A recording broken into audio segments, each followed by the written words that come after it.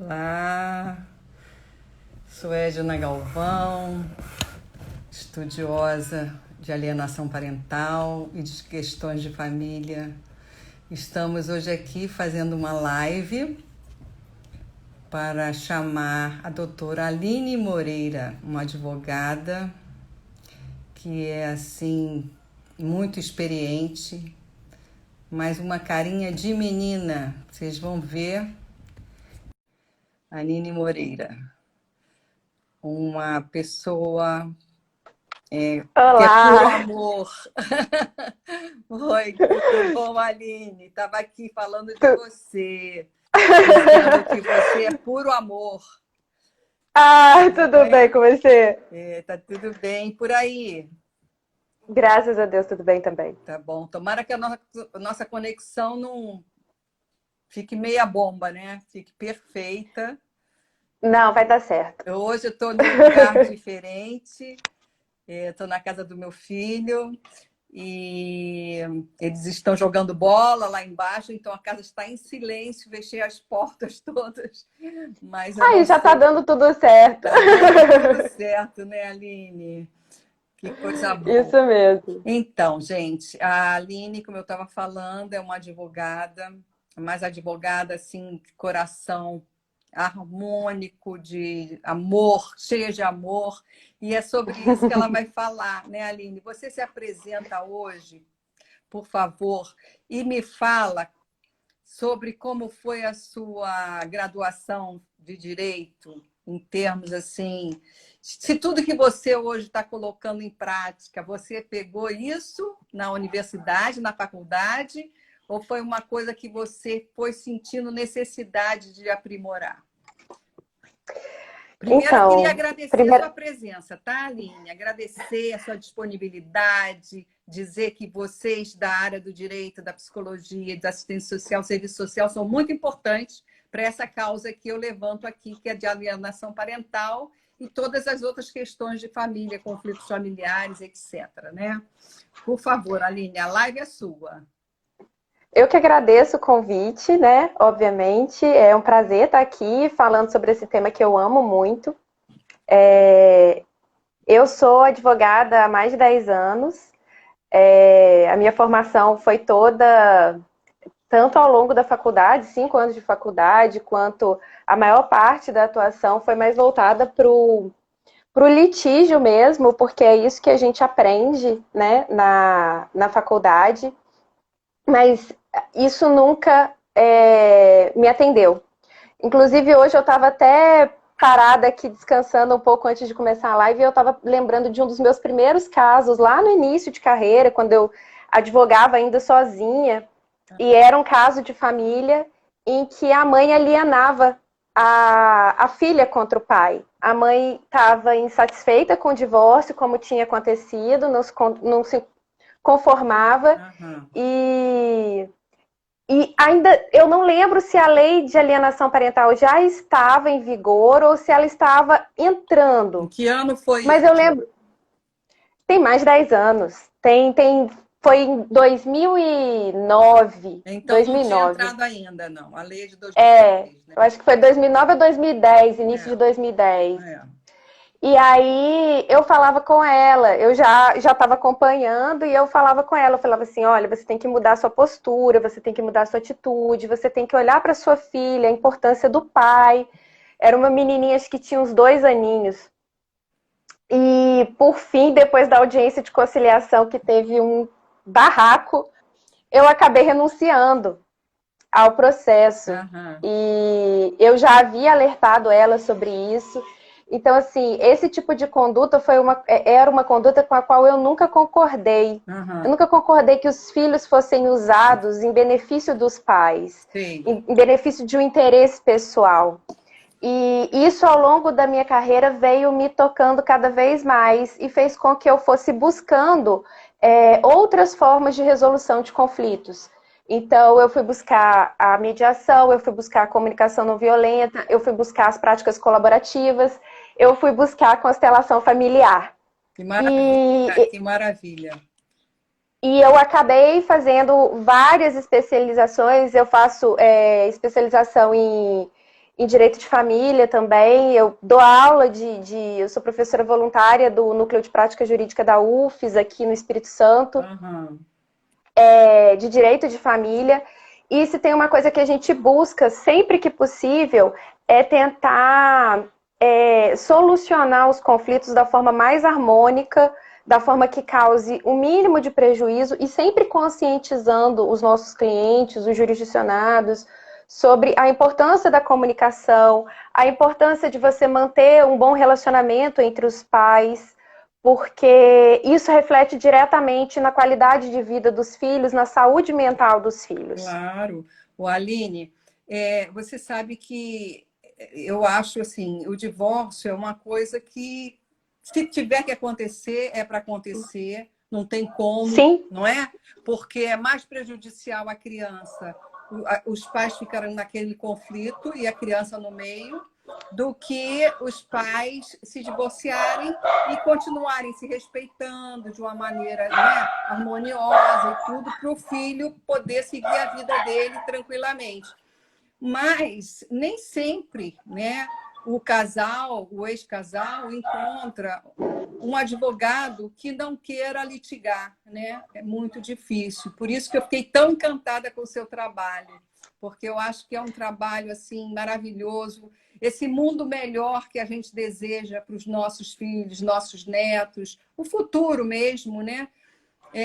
Ele precisa que as crianças sejam bem cuidadas, bem amadas, né? Respeitadas, para que as coisas fluam. Porque é tão terrível você ver uma criança que sofre hoje e leva para a vida inteira, né? A linha do tempo dela toda é de sofrimento. Então, vai se tornar um adulto triste, com problemas psicológicos, emocionais, não é? Então, eu acho muito importante quando você apontou saídas para que um divórcio seja harmonioso, né? Essas posturas todas que você vai nos trazer aqui são muito importantes para que minimize o problema da alienação parental, inclusive, né? Sim, eu costumo falar às vezes, eu costumo brincar que, assim, parece que todo mundo quer um divórcio de novela da Globo, aquele Avenida Brasil, assim, porque muitas vezes o pessoal chega no escritório e eles querem ver sangue, sabe? Eles querem e muitas vezes incitado até por pessoas próximas. Sim. Então, é comum a gente estar tratando de um acordo, ou a gente está tratando de uma forma mais consensual, negociando aquele divórcio, e tem interferências externas, no sentido de que o fulano me falou, porque eu estava conversando com não sei quem, e todo mundo querendo colocar lenha na fogueira, porque parece que quer ver o circo pegando fogo. Verdade. E aí, eu tento justamente trazer essa ideia de que existe um outro caminho, porque eu acho que a informação, eu acho que a educação é a forma que a gente tem de mostrar para as pessoas que a novela, né, ela não precisa acontecer na vida privada, aquilo ali é entretenimento, então você tem como separar as duas coisas. Sim, sim. E aí é isso que eu busco trazer, inclusive através do olhar sistêmico, do direito sistêmico, que hoje em dia vem sendo muito aplicado, que para quem não sabe, ninguém tem obrigação de saber, claro, né? Claro. O direito sistêmico, esse olhar sistêmico, é o olhar do todo. É você olhar além do conflito, é você olhar além daquela pessoa que está ali, é você olhar vendo que existe todo um contexto familiar, vendo que existem os filhos, que não existem só os seus interesses pessoais, exatamente, que não existe só patrimônio, só... Não, a gente não trata do só, a gente trata do todo. Isso, perfeito. E é essa noção que a gente vem buscando, porque aquele ex-cônjuge, atrás dele, tem os pais dele, tem os avós dele, tem... Ao lado tem os irmãos, tem todo um núcleo ali que influencia e que também, do qual ele faz parte. Então, é preciso ter um olhar de respeito em relação a essas pessoas também, Porque muitas vezes o conflito, ele acaba chegando, se espalhando, né? E atingindo outros membros da família. Sim, E sim. aí, eu acho que assim, o primeiro passo para você ter Primeira um postura olhar. sistêmica, qual seria? A primeira postura, exatamente, Aham, seria justamente você olhar com amor, com sim. gratidão para aquele relacionamento. Aham. Então, é você reconhecer que, ainda que tenham ocorrido situações ruins, que não tenham te feito bem, mas aquilo serviu para o seu crescimento pessoal. Sim. Aquilo te fez, de certa forma, uma pessoa mais forte, uma pessoa melhor. Então, assim, você escolheu estar naquele relacionamento.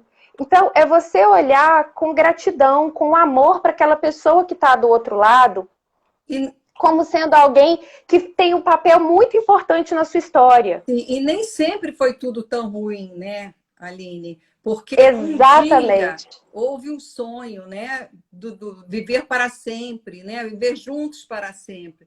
E não deu certo nesse sentido da conjugalidade, né? Mas se teve filho, deu super certo na questão da parentalidade, né? Então, eu costumo muito Exatamente. falar isso. Ah, meu casamento não deu certo. Como assim? O filho deu certo, né? É uma coisa boa, é um presente que vocês ganharam, né? Então, deu certo. Alguma coisa deu certo, né? Azedou em algum Exatamente. momento, mas teve coisa boa, né? E não apenas isso, assim, ele foi bom até aqui. Ele deu certo até aqui. Exato. Daqui para frente, decidiram tomar caminhos diferentes. Aham. Cada um vai seguir o seu caminho, independente de ter filhos ou não. Sim. Mas tendo filhos, que seja de uma forma mais consciente, mais amorosa, até porque um outro ponto muito importante, uma outra postura muito importante que a gente precisa trazer aqui também, Aham. é você reconhecer e incluir com amor a parte do seu filho que vem do outro cônjuge. Porque cada um de nós, como seres humanos, somos filhos de um pai e de uma mãe. Sim, E nós somos 50% pai e 50% mãe. exatamente. E a partir do momento em que você julga, que você critica, que você desrespeita, que você tem um olhar de raiva, de ódio para aquele outro cônjuge, você está tendo esse mesmo olhar para 50% do seu filho, que é ele. E a autoestima dele vai descer 50%, né? Ele não vai entender. Exatamente. É, Ele não vai ser inteiro. Ele claro, não vai se amar por inteiro. exato. Porque ali não está completo. E ele quer, no coração dele, ele quer o amor do pai e da mãe. Ele quer Então, conviver com pai e mãe, ele quer tudo que ele tem exa direito, né? Que ele estava acostumado também, né?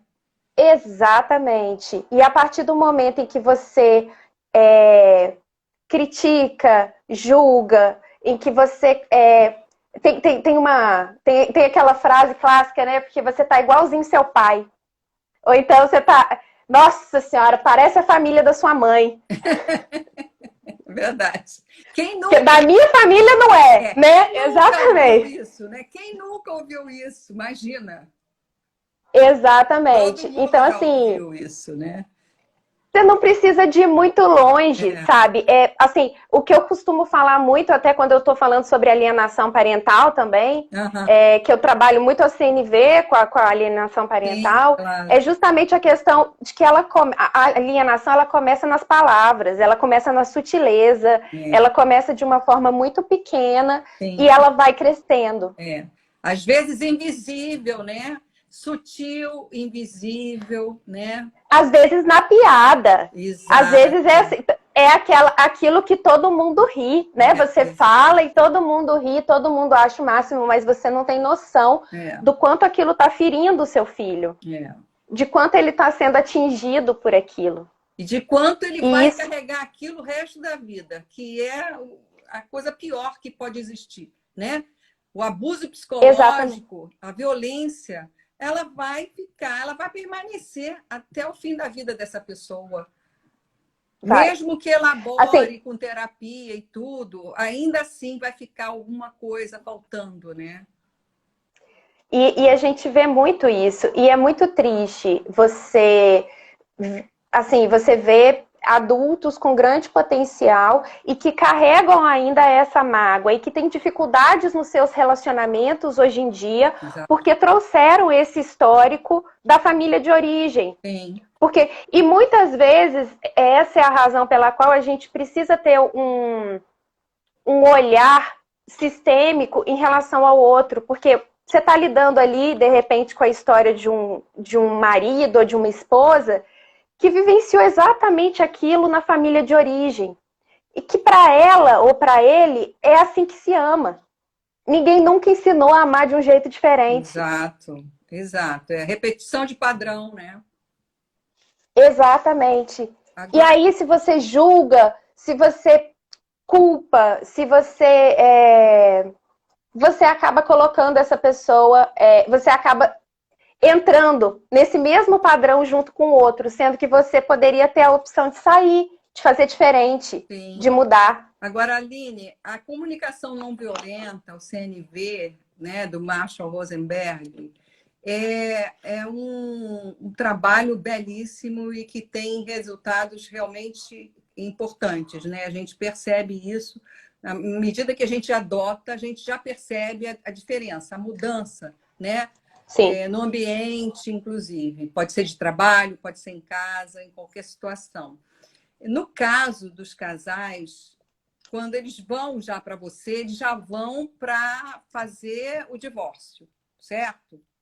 Sim. Tem como ser aplicada a comunicação não violenta, no sentido de que haja um retrocesso nesse processo e que eles comecem a utilizar essa maneira de falar diferente, de se comunicar diferente, para que o negócio não ocorra, que o divórcio não aconteça?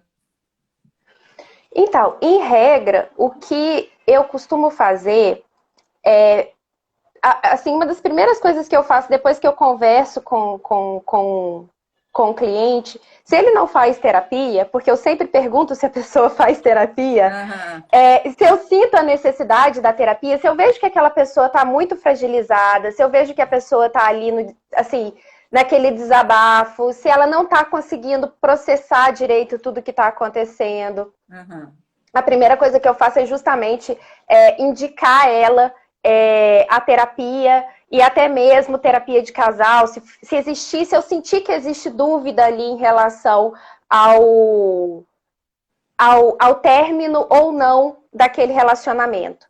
Mas uma coisa que o Marshall Rosenberg trabalha e que o olhar sistêmico também traz pra gente, que seria uma terceira postura dentro desse olhar sistêmico, Sim. é justamente a autorresponsabilização.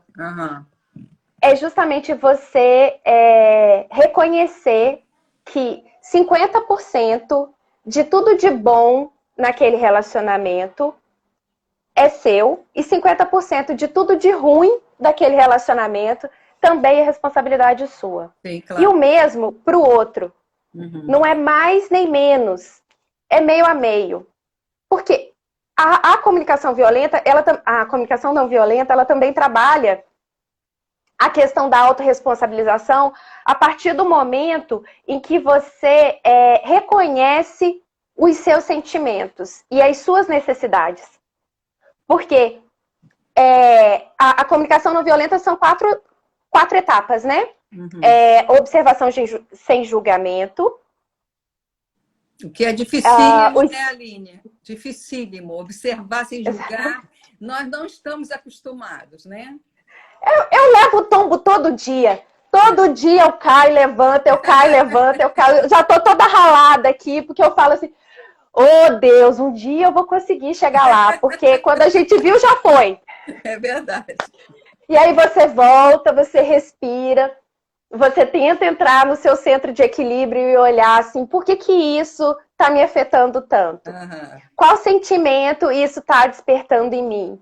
Qual necessidade minha não está sendo atendida para que eu me sinta dessa forma?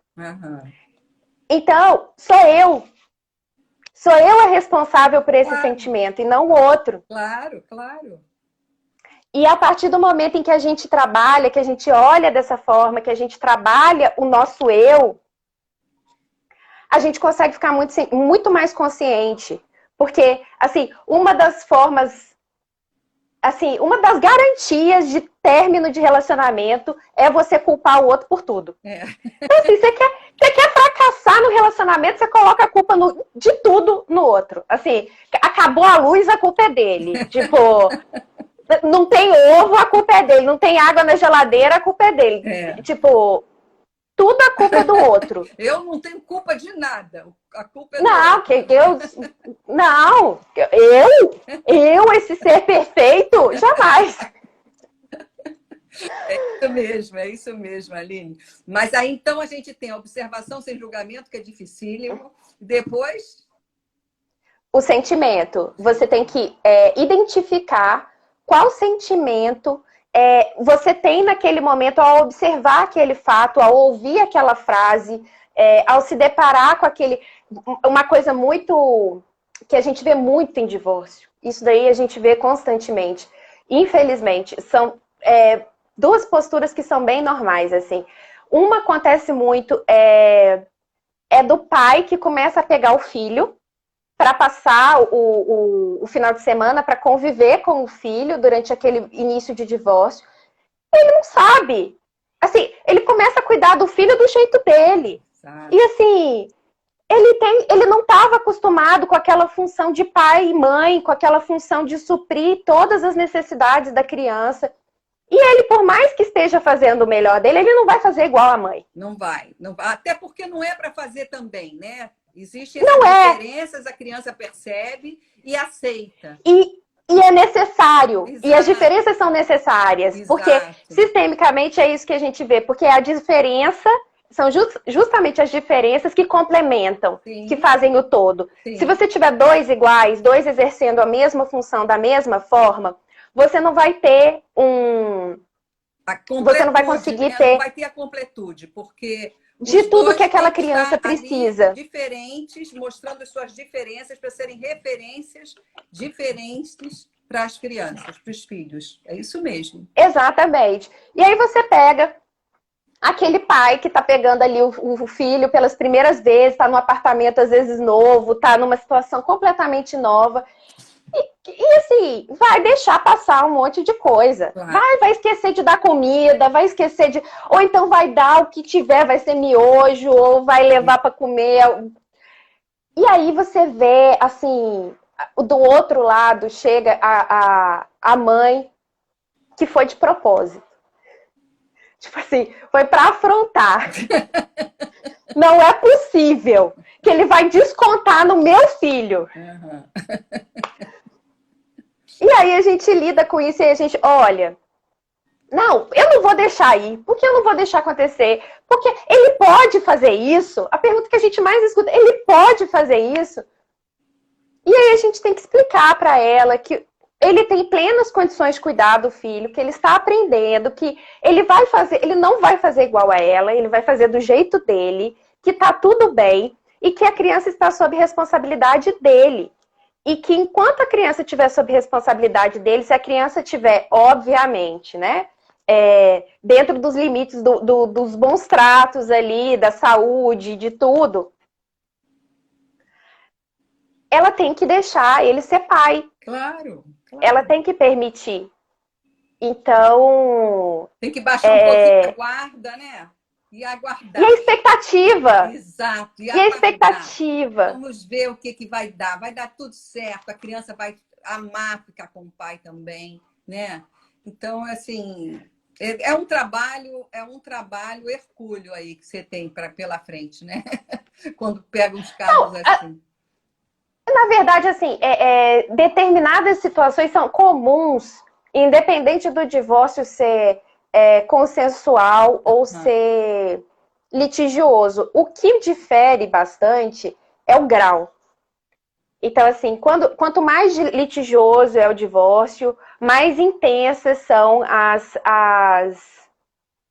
esses conflitos, porque a gente vê que existe uma desconexão muito grande do casal em relação ao diálogo, à comunicação. E esse é o maior problema, é o maior problema esse, né? Exatamente. Olha, a Thaís E está perguntando, Aline, mas como proceder quando esses cuidados diferentes não são suficientes ou ainda prejudiciais para a criança? Aí você tem que intervir. E aí existem várias formas de intervenção. Você pode intervir através, se a questão já está judicializada e tal, se chegou no limite realmente, em que está se observando que não há, que está havendo um prejuízo grande para a saúde mental, para a saúde física da criança, né? Que isso está claro. Você pode, se tiver um diálogo entre advogados, você pode ter um diálogo entre advogados, você pode convidar, se tiver possibilidade, né, até para uma mediação, para uma composição. Sim. Ou ainda para terapia, que é uma outra possibilidade também, você tentar incluir aí um profissional que seja especializado nisso, tanto para a criança quanto para os genitores, porque muitas vezes o que pode acontecer também é isso. Ela está perguntando nesse caso que fere a saúde física ou emocional da criança. Exatamente. Se não existir condição de diálogo, se não existir condição, se houver uma negativa, aí tem que apelar para o judiciário mesmo. Aí não tem condição de... o interesse maior é sempre o da criança. Lógico. Então, uma intervenção consensual, uma tentativa amigável, ela é sempre bem-vinda, ela é sempre necessária, mas na impossibilidade de haver o diálogo ou de haver essa aproximação, é necessária a intervenção do judiciário, do Ministério Público, e isso é extremamente traumático para a criança. Então, assim, é preciso deixar aqui essa observação de que é sempre a última opção, porque você submeter a criança a um estudo psicossocial, você levar a criança no fórum, você fazer a criança passar por esse processo, porque por mais que você fale assim, não, eu estou poupando meu filho, mas a outra parte está também. Porque aí a criança vai para casa do outro genitor e aí começa avó, começa tio, começa o próprio genitor, mas assim, que pode ser... Porque a gente sabe que muitas vezes a família toma as dores. Sim. E aí a família quer intervir e a família quer tentar explicar para a criança que não é bem daquele jeito, que não é bem... Só que isso tudo, você vai acabar dentro de um cenário de alienação do mesmo jeito. Com certeza. E respinga sempre na criança. Sempre, não tem jeito, infelizmente, né? Respinga na criança. É um problema sério. Mas e aí a gente já falou de dois critérios do CNV. Qual é o outro? O outro seria a necessidade, porque por trás de todo sentimento existe uma necessidade ali que está sendo ou não atendida. Então, é preciso identificar qual necessidade minha está ou não sendo atendida. É uma necessidade de segurança, de confiança, é uma necessidade de cuidado mesmo, de respeito, eu estou me sentindo desrespeitada em relação àquilo, uma frustração, porque eu depositei muita expectativa em cima daquele relacionamento, daquele pai, daquela mãe, de tudo, e eu estou vendo tudo ir por água abaixo. Então, assim, é muito importante a gente identificar qual necessidade nossa não está sendo atendida, porque a partir daí a gente consegue entender o que a gente precisa, que aí é justamente o quarto passo, que é o pedido, para sanar aquilo. E ele traz, o Marshall Rosenberg traz no livro dele alguns exemplos, né, de diálogos, né? Inclusive ele faz testes também, né? Ele pede para a gente responder algumas perguntas. Sim, sim, é super interativo. Isso, muito interessante. Teria algum exemplo de diálogo de casal que você podia trazer para a gente, Aline?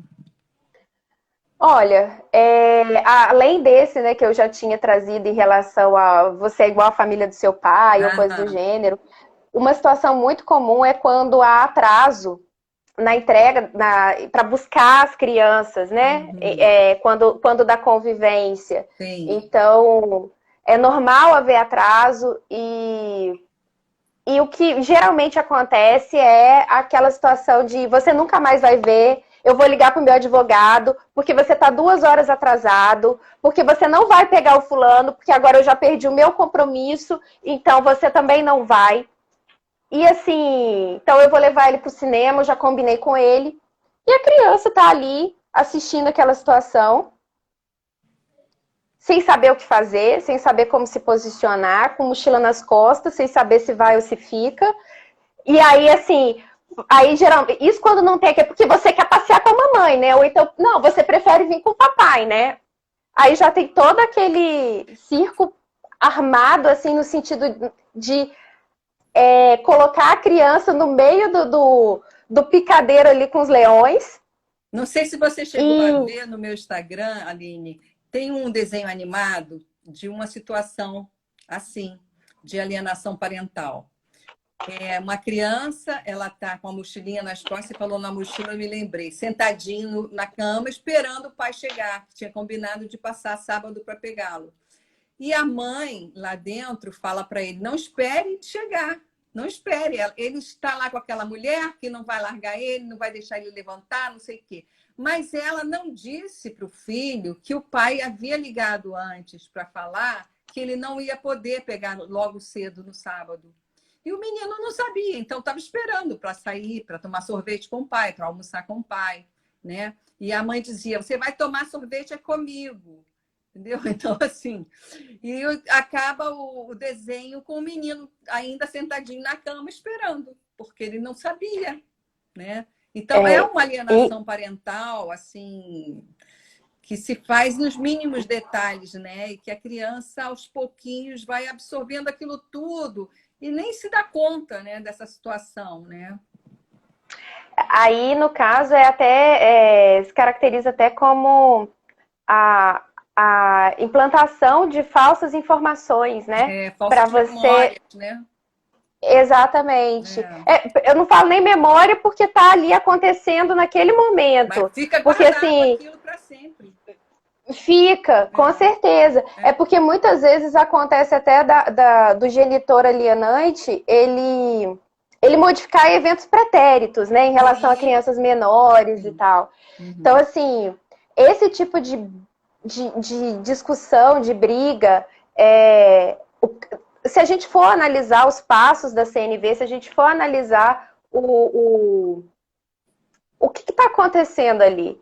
Eu tô frustrada. Por quê? Porque eu me senti na dependência de outra pessoa que não está cumprindo um combinado. Sim. Então, a observação sem julgamento aí, qual seria? Eu combinei meio-dia, são 2 horas da tarde e ele não chegou. Ele está 2 horas atrasado. A partir do momento em que eu falo, você sempre se atrasa, Ao quando eu vivo. generalizo, eu já tô sendo violenta. É verdade. A partir do momento em que eu genero. E eu já estou mentindo, Uhum. né? Eu já estou perdendo parte da minha credibilidade. Porque não é sempre. Claro, O sempre é o exagero. E o exagero é uma mentira. verdade. Então, assim, ele é violento. É. Então, assim, ele está 2 horas atrasado. E o que eu sinto em relação a isso? Eu sinto raiva, eu sinto frustração, eu sinto. Eu sinto tristeza pelo meu filho, que está ali sentado esperando. O O que filho que eu tô também fica sentindo? triste, né? O filho também está ali sem saber o que está acontecendo, né? Mas tem outras formas. A gente sabe que tem outras formas, porque se você entreter a criança, se você mudar o foco da criança, ela não vai prestar atenção naquilo. Verdade. Se, Não vai. se você começar a distrair a criança com outro assunto, se você. Filho, enquanto seu pai não chega, vamos fazer um bolo? Ou então, seu pai ligou falando que vai atrasar, que não sei o que. Você tem como contornar a situação se você quiser. Sim. Se não Mas quiser se que a eu tô. criança sofra, né? Exatamente, mas se eu tô sofrendo, se eu tô com raiva, se eu tô frustrado, como que eu vou ter o discernimento necessário para não passar isso para o meu filho? Exatamente. Para conseguir levar para o meu filho um olhar diferente se o meu é o pior possível. Sim. É difícil, muito difícil. Sim, é muito difícil. E aí, assim, aí vem o terceiro passo da comunicação não violenta, que é justamente a identificação da necessidade. Qual é a minha necessidade? Pontualidade. Eu tenho necessidade que ele cumpra o combinado. Eu tenho necessidade que ele cumpra com a palavra dele, que ele honre com aquilo que a gente combinou. Sim. Por quê? Porque eu tenho a minha agenda, porque eu tenho a minha vida, porque eu tinha um compromisso agendado. Não interessa se era pra praia tomar sol, é direito meu. Então, assim, a partir do momento em que essa necessidade não atendida e que eu identifico qual é a minha necessidade não atendida, eu consigo formular um pedido, eu consigo saber o que eu preciso para que aquilo não volte a acontecer. E a partir do momento em que eu consigo trazer isso para minha consciência, eu consigo levar para a consciência do outro também. Porque enquanto eu tô falando, porque você sempre se atrasa, porque você nunca cumpre o combinado, porque eu tô aqui, é porque a criança, ó, tá 2 horas te esperando. O outro tá lá assim, olha, eu cumpro sim, porque na semana passada eu cheguei no horário combinado, ou seja, Uma vez ela que mentiu. aconteceu, né? Agora, Não, mas assim, independente disso, o sempre é uma mentira. Então ele já tá se sentindo injustiçado. sim, claro. Porque não é sempre. É, E aí ele já se coloca na defensiva. já se coloca na E defensiva. aí a comunicação encerra. Encerra ali. Agora, o tom também é muito importante, né, Aline? Além das Ah, com palavras, certeza. além da elaboração, né, dessa questão do que eu sinto necessidade, que o outro saiba, né, que ele consiga me ouvir, que consiga me entender. Se ela fala tudo isso, mas fala com um tom de repreensão, de acusação, também o negócio não flui, né? Então tem que ser as duas Não, coisas. tudo isso é comunicação. A forma como eu estou aqui colocada, de boca fechada, seria uma forma de comunicação. Eu estou Sim, passando uma mensagem aqui. sim, Então, assim, a entonação, o timbre, o ritmo de fala, tudo isso é comunicação e tudo isso, o olhar, a expressão facial.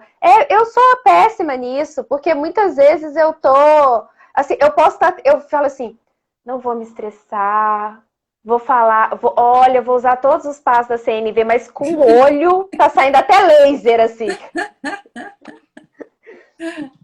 Então, e assim, quem te conhece há mais tempo, a pessoa sabe. A pessoa vê quando você está sendo irônica, quando você está sendo sarcástico, o jeito que você respira, a pessoa já sabe. é verdade. E aí, aí você precisa ter todo um trabalho realmente de autoconhecimento, de olhar para si, de rever a sua postura, de rever a forma como você se porta, para você, de fato, conseguir passar exatamente aquilo que você quer dizer. Porque se você não quer brigar, porque se você quer se comunicar de uma forma clara, de uma forma compassiva, de uma forma empática, então é preciso que você olhe para você e que você se coloque nesse lugar de não julgamento.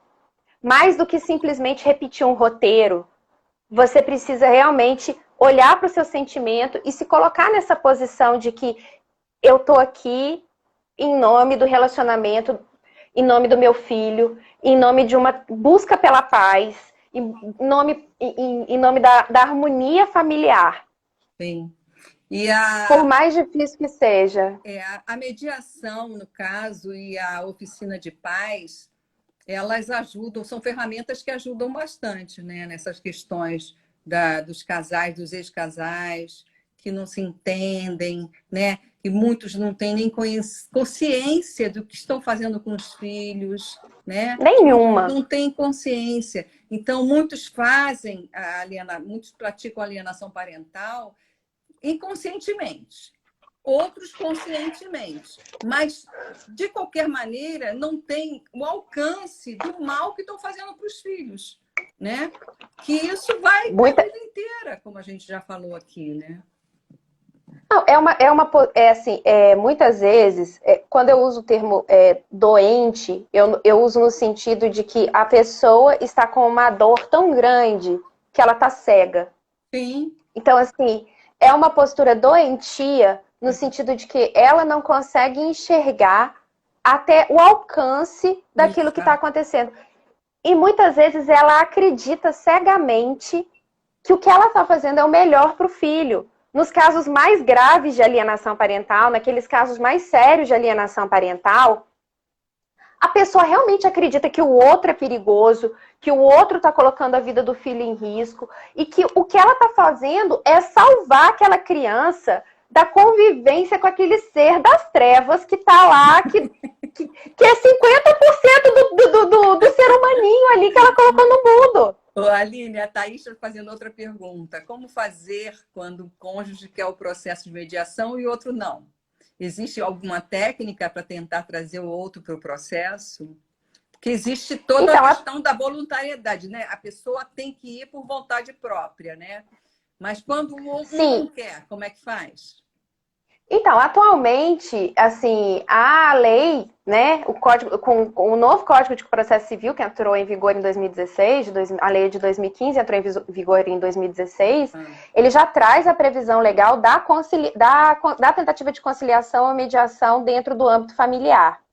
Então, ainda que você dê início num processo litigioso, as partes serão chamadas para uma tentativa de conciliação ou de mediação ali, para entrar numa composição. Sim. Então, há essa busca. Pode ser que não dê em nada, pode ser que não dê em nada, porque realmente, às vezes, o nível de beligerância é tanto, o nível de briga é tanto, que as partes chegam na audiência de mediação e é seu filho disso, sua mãe daquilo, e ninguém quer tratar do que realmente importa. Eles só querem tratar de agredir o outro, ferir o outro. Agora, existe possibilidade, muitas vezes é possível a composição, sim. Só que se, no caso de já estar no judiciário, não houver essa aderência, né? Porque durante esse processo ele não precisa acontecer em uma sessão. Você pode suspender o processo, pode solicitar que seja feita uma nova. Você pode ser sugerido uma oficina de paz, tem várias técnicas que o judiciário também tenta trabalhar. Em alguns locais, dependendo da comarca, da vara, tem a sugestão de participação de constelações familiares. Então, assim, tem várias técnicas que são desenvolvidas e que são buscadas para trazer essas pessoas para o diálogo e sair da briga. Extrajudicialmente, não tem como você obrigar, você pode convidar. Sim. Então, o que geralmente a gente faz que costuma surtir efeito porque as pessoas preferem receber um convite do que uma intimação, né? Sim. Então, assim, se eu entro com uma ação judicial, o oficial de justiça vai bater na porta lá da outra parte, falando assim, você está citado para responder, para comparecer na audiência, ou para pagar, ou para seja lá o que for. Agora, se eu envio um convite, fala assim, olha, eu queria te convidar para uma mediação, para que você constitua um advogado, para participar de uma mediação em relação ao seu filho, ou foi constituída pela sua esposa ou pelo seu marido, e a gente quer tratar da melhor forma possível para o bem da família. Claro. E as pessoas costumam ter a gente costuma ter uma boa resposta. um retorno um retorno interessante nesses casos. Quando são casos... Porque, assim, violência doméstica, por exemplo, não tem condição. Então, é judiciário direto. Então, não tem CNV que dê jeito. Mas, nos outros casos, a gente consegue tentar, sim, uma alternativa consensual. Então, né, Aline, a gente falou aqui de direito sistêmico, falou da comunicação não violenta, E eu sei que você tem muito mais para oferecer para a gente. A constelação, por exemplo, que você falou agora, en passant, até porque não, né, não foi para essa live que a gente pensou, mas a gente pode pensar Sim, numa outra live para falar sobre constelação. E deve ser super podemos. interessante, como uma outra postura para trazer harmonia para esse casal se divorciar em tranquilidade, para não trazer problema para os filhos, não é? Então, agora, Sim. Aline, eu queria agradecer mais uma vez a você. A gente está chegando aos 45 minutos. Eu queria dizer que foi um prazer imenso ter você aqui. Eu acho que aprendemos muito. E queria que você falasse um pouco mais do seu escritório, do seu trabalho, divulgasse mesmo, porque você merece que todo mundo conheça o trabalho que você faz. Muito Ah, bom. você é muito gentil. Muito... Imagina. Eu sou advogada, eu atuo, o escritório, né, a sede é aqui em Vitória, no Espírito Santo.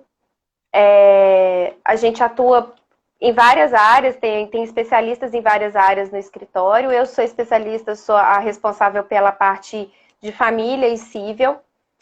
Além do escritório, né, a parte eu tenho, lá eu atuo, como eu falei, eu tenho a capacitação em práticas colaborativas, eu tenho a capacitação em mediação, então a gente sempre busca a melhor solução, formatar a melhor solução para o cliente. Não é simplesmente você pegar um modelo do Google e trocar o nome das partes Claro. e jogar lá para o judiciário. A gente escuta de fato qual é a necessidade do cliente e tenta atender da melhor forma para o perfil que ele traz para a gente. Claro. E paralelo a isso, eu também sou consteladora familiar, então eu também atuo como consteladora. Eu utilizo sessão privada, não é constelação coletiva, não é com representantes. E também é uma forma, também começou, também veio através dessa necessidade que eu vinha no direito. E aí, trabalhando com direito sistêmico, trabalhando com constelação, a gente consegue ter um olhar muito mais amplo sobre o conflito, a gente consegue ter um olhar muito mais amoroso para aquelas pessoas que estão ali vivendo aquele momento de dor. Porque nunca é fácil. Assim, a verdade é que é sempre um luto. Quisera que todos os advogados tivessem esse pensamento que você tem e se capacitassem como você fez, porque as pessoas precisam, né, sair da litigância, né? Porque a gente tem que buscar outros caminhos, a gente tem que buscar, a gente tem que entender que, assim, se não for pela paz, assim, se a gente não conseguir encontrar um caminho de paz dentro da família, o que a gente vai encontrar no mundo aí fora? Verdade. E se a gente quer um mundo melhor, o mundo melhor é possível, como diz o Galeano, dizia o Galeano, a gente tem que cada um fazer um pouquinho, né, para melhorar esse mundo, né? E tem que começar pelas crianças, com certeza. Preocupação é sempre a criança. Aline, muito obrigada. Com certeza. Vocês que nos ouviram, nos assistiram, muito obrigada também. Foi maravilhoso. Mais amor, por favor. Isso mesmo. Isso aí. Um beijo. Fiquem com Deus. Obrigada, Aline. Vamos marcar a nossa constelação aí. Tá bom? Uma live. Vamos sim. Isso. Vamos organizar. Sim. Um beijo grande. Fiquem com Deus. Tchau. Beijo. Tchau.